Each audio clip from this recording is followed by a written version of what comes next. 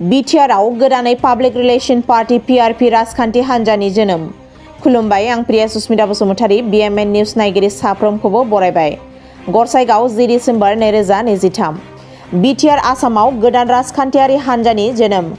गोदान राजखान्थियारि हान्जानि मुङा जाबाय पाब्लिक रिलेशन पार्टी PRP। गोदान राजखान्थियारि हान्जा दानायनि बाथ्राखौ दिनै गरसाइगाव प्रेस क्लाबाव खौरांगिरि मेल हांख्रायनायनि गेजेरजों फोरमायदों PRP हान्जानि आफादगिरि रन्जय कुमार ब्रह्म बिथाङा।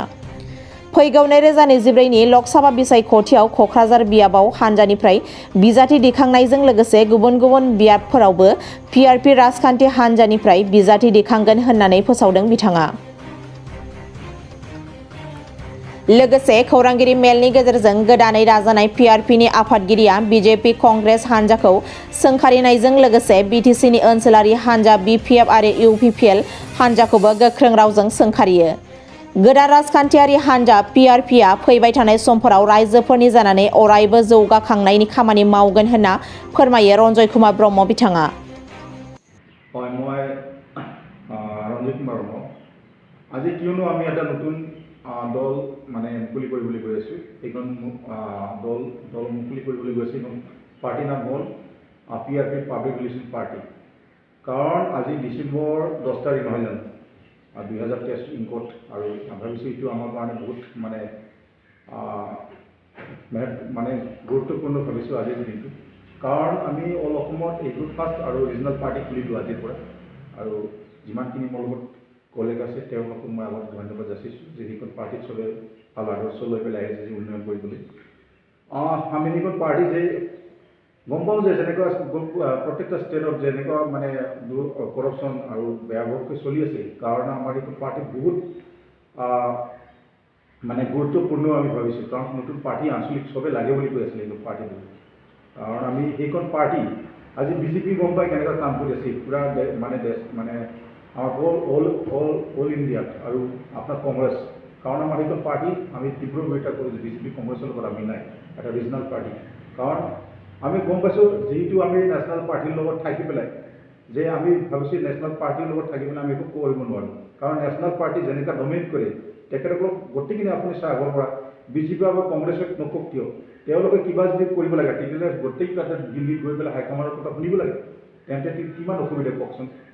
কিবা এটা সৰু সুৰা কাম হ'লে গোটেইখিনি দিল্লী তেওঁলোকৰ হাইকমাণ্ড, দিল্লী ছাৰ তেওঁলোকৰ অসমত আমাৰ যি সমস্যা অসমত তেখেতে একো গম নাপায়। দিল্লীৱালা যিমানেই নকওক, BJP নকওক, কংগ্ৰেছ নকওক কিয়, আমি গতিকে যিটো আমি সেইটো ষ্ট্ৰংলি আজি SMS দিব বিচাৰোঁ সমগ্ৰ আমাৰ অসমবাসীক, আৰু লগতে আমাৰ যিহেতু BTR অঞ্চলত যে আমি আজি গৰচাইগাঁও প্ৰেছ ক্লাবৰ পৰা যে সেইখন পাৰ্টি আমি নতুনকৈ আজি মুকলি কৰিলোঁ।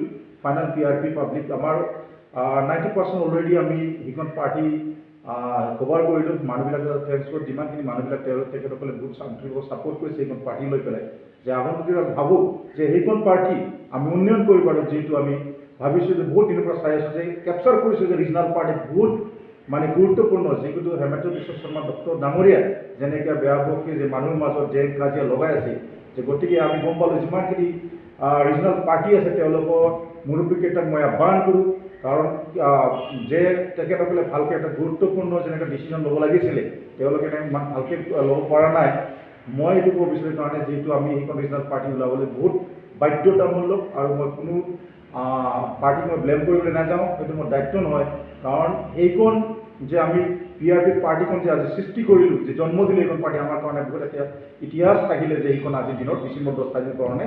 আৰু যিমান মোৰ কলেজ যিমানখিনি মোৰ যে ডাঙৰ লিডাৰ যিহেতু মোৰ লগত আজি উপস্থিত আছে তেখেতসকলে মোৰ পাৰ্টিত যে যোগদান দিছে সেইটোৰ কাৰণে বহুত আমি আনন্দিত।